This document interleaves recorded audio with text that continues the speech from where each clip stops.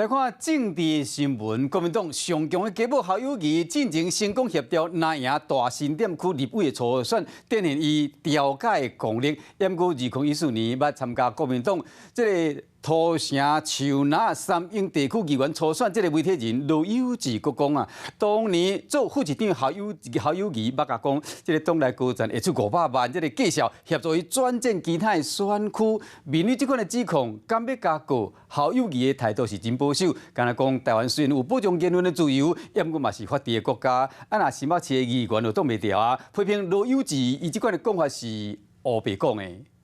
开地平安，光成圆满。拿赢上强的家母侯友宜，一透早前往八里参加物流中心动土的典礼，进前才成功化解国民党新店立委初选的内战。掩过捌伫咧2014年参选国民党土树三英选区的媒体人罗友志所出面来压了。当初时也是副市长的侯友宜，捌讲国民党的高层愿意出500万爱伊换选区。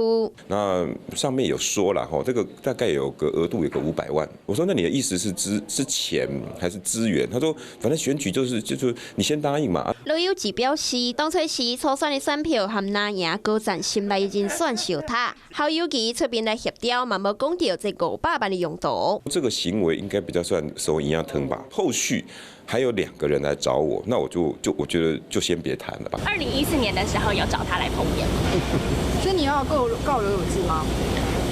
我刚才讲的非常清楚，台湾虽然保障言论自由，但是也是一个民主法治的国家。